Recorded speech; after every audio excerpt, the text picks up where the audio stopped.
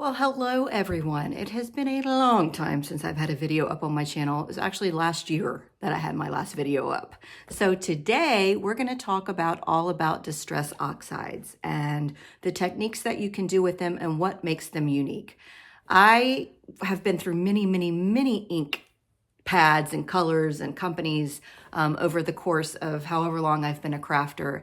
And I now have just two brands of colors.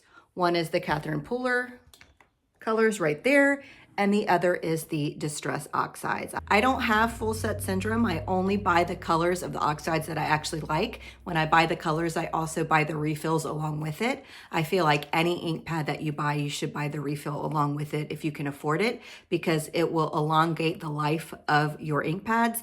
And quite frankly, you always want a juicy ink pad when you're stamping. Otherwise, you're not going to get good impressions and so forth. So that's why I always buy the refills too. So anyway, let's just get into the video and I'm going to show you all the fun things that you can do with your Distress Oxides. All right, so the first thing is pretty basic, which is blending. I'm going to take three colors that are quite different. We've got speckled egg, fossilized amber, and saltwater taffy. I want to show you how I've been storing my blending brushes. I just added a little bit of packaging tape to the back of these are full-size pads, and then I just stick my blending brushes there, and that's just how I've been storing them lately. That works for me, so I thought I would just go ahead and share that with you. So just add a little bit of packaging tape to the back of your cases, and then they will stick right to them. All right, so I'm going to go on and blend. I'm using a different color dauber, obviously, for each color. And you just blend your colors right onto your cardstock. I'm using regular white cardstock. This is not any specialty colored paper.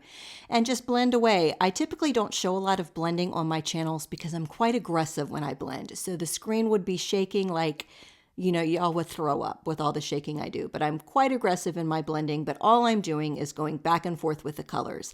And once I get the color down, I take the previous color. So in this instance, I'll take the yellow and kind of blend a little bit over any of the harsh lines. So I continue to do that. I accidentally went into the yellow pad right there. My bad. No harm, no foul. Cleaned it right up with these oxides. And then again, just go over it with the previous color to remove any harsh lines that you might have. And by using just different colors, you get some beautiful, beautiful looks here. And once this is said and done, I love that background. Here are some others that I did off camera. Just different colors. You've got some masculine tones. I even pulled in a red and a brown here. I mean, seriously, you can have a lot of fun with Distress Oxides. And here's one full sweep of these beautiful colors of ink blended backgrounds. And I'm going to use some of these ink blended backgrounds and some of the techniques I'm going to use in the video going forward. If you're not a subscriber, please subscribe, ring the bell, do the whole thing. You know the drill. All right, let's talk about layering, because that's one of the really fun techniques that Oxides offer. This is a color wheel that I made. I actually have a video that I'll link in the description below of making this color wheel. But anything that sits across from each other on the color wheel are complementary colors. They go well together, but they're not meant to mix together. So here's a red and green, for instance. They sit across from each other on the color wheel. When you start to mix them together, you're going to get kind of a muddy color because they cancel each other out. The colors cancel each other out, which leaves you with a brown. All right, that's really not the look I'm going for. If you want a brown, hey, go for it. But I want red and I want green. So for this instance, I'm going to do three different panels here. This is going to be watercolored cardstock because I wasn't sure if I was going to use water, if I was going to smush or what. So the first one, I'm just going to blend directly on. Look how opaque that is. Look at that. Good God. I have very good inked refilled. I mean, these babies have been refilled with their ink refills, so they're nice and juicy. So I went ahead and put the green down, spritzed it with water, and then I'm mushing some watercolored cardstock into it. Same thing each time. Now, they say that once you completely dry the panel, you can go ahead and start layering and the colors won't mix. This one I did not dry completely. So you can clearly see the red, but in some of the areas you get a little bit of brown, but I think that's pretty. But the thing they say is you have to dry your panels before mixing. But in this instance, I still see green and I still see brown. So that's pretty cool. So on this panel, I'm going to do this what they say and follow the rules and make sure the panel is completely dry before adding another color. And then the colors layer on top of each other. Colors that aren't meant to blend will lay on top of each other, which is pretty cool. I mean, I'm no scientist, but I think it's neat. But look, you can clearly see the red, you can clearly see the green, and it's not turning to brown.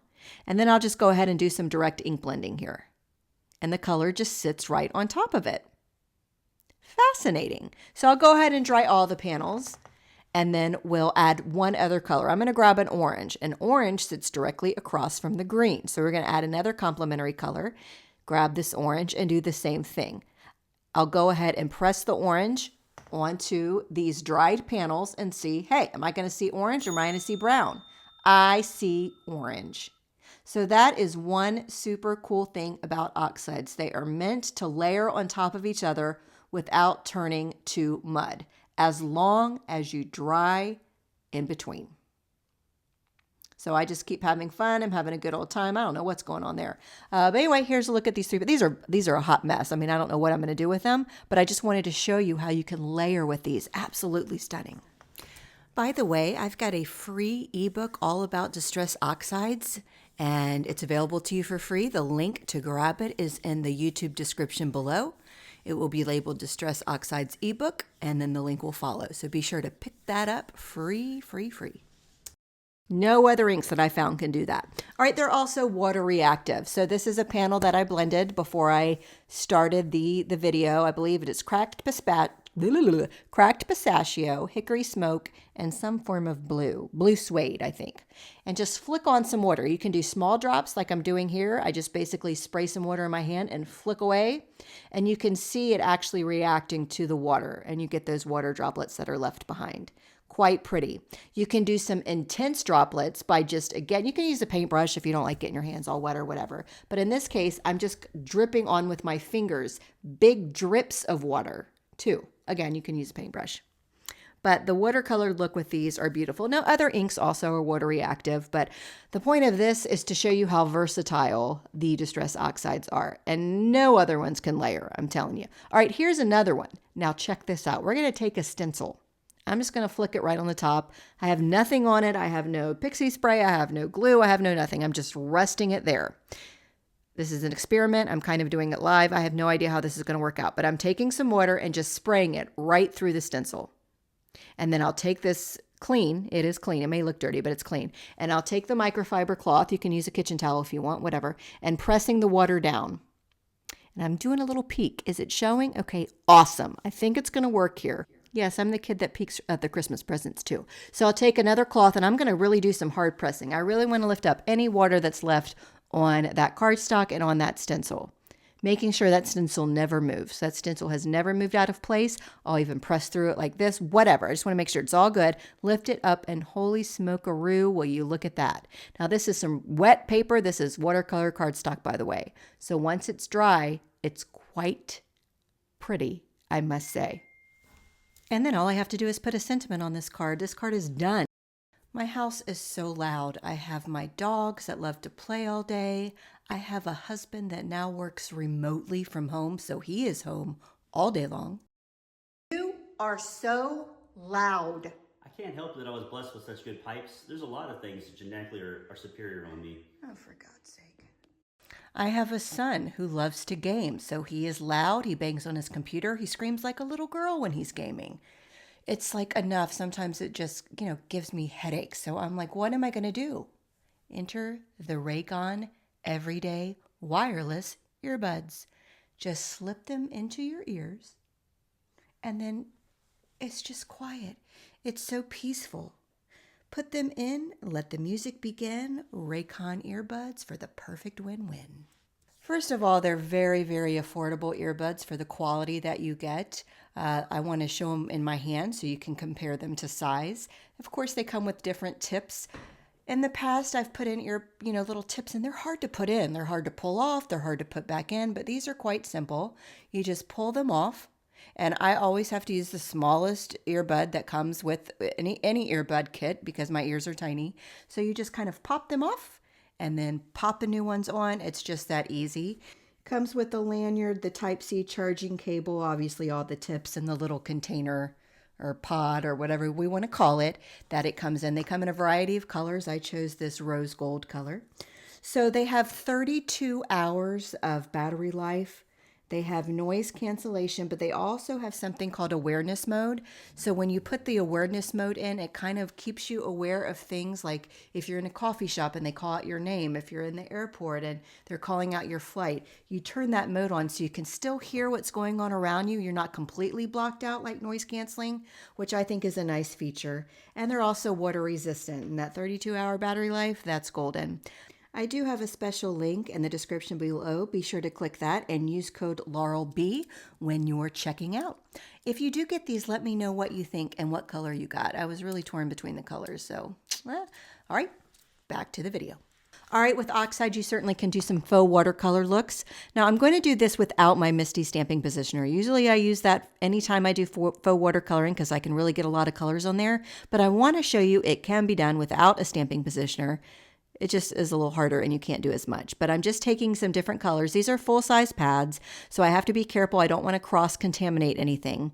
So I'm going to go in with a dauber and add on some of this pink color because I certainly don't want to take my pad directly to the stamp when I already have some green and blue there. And I'm going to do the same thing with the orange because I can clean the dauber off very easily. I just run it under water. It's not a big deal. So at this point, that's what I do. I just want to make sure that full stamp has coverage. And that's what you'll need to do if you don't have a stamping positioner. Then I'm going to spritz it with water.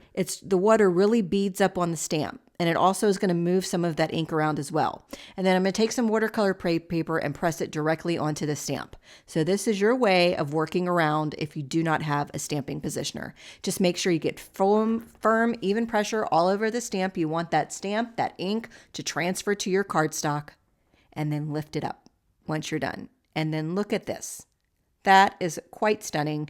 A lot of my pink did not transfer through, which I could have gotten a better transfer if I used the Misty, but hey, that's all right. It's still pretty. And without adding any water, I want to see if I can get a second lift. So I'm doing the same thing, and it's pretty.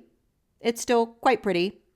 Two completely different looks. Completely different looks. So you can do some faux watercolor even if you don't have a stamping positioner.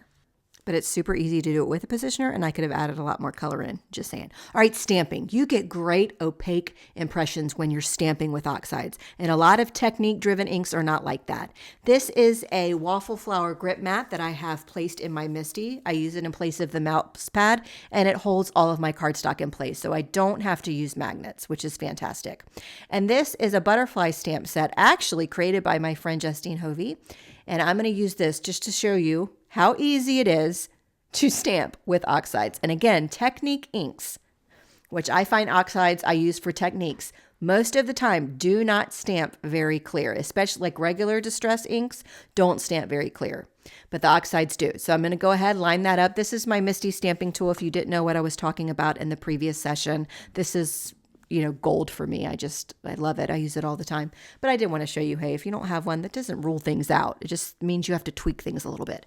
All right, so I'm just going to use Potion, or however you say it, which is a beautiful purple ink. It's new to me. It's probably been released for eons, but it's new to me. And I'm going to ink up my stamp just like I do every other stamp with every other ink pad I ever use. And I'm going to stamp it just once, just one time. And I'm going to show you what beautiful results you get. I'm using the blending background I did at the beginning of the video here. So just go ahead, press. If you got a block, do it that way, acrylic block, whatever, and check this out. First of all, let me show you how easy it is to clean. That's a microfiber cloth with water on it. That's all it is. I get asked a lot, how do I clean my stamps? This is how I do it. A microfiber cloth and water. Done and done. But check out the impression. Absolutely solid, perfect, needs no modifications. I didn't miss a beat. Stunning. So I'm really impressed with how the oxide stamp. Now there's one thing that Ranger does offer. It's called Distress Glaze. It comes in a little tube.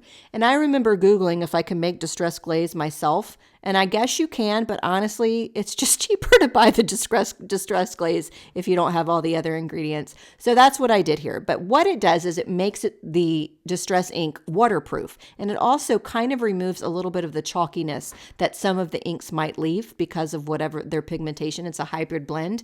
I'm no chemist, but whatever. But anyway, so what this is doing is taking away some of the chalkiness, which I don't think these color inks really have. And then you buff it away. Once you put it down, you just put it down, then you can buff it away. I'm using a clean part of my towel there, my dish towel. And now the complete right side of that is supposedly waterproof. So let's check this out. So I'm going to go ahead and flick on some water with my finger, and you can actually see the water sitting on top of the Distress Glaze on the right and seeping into the paper on the left.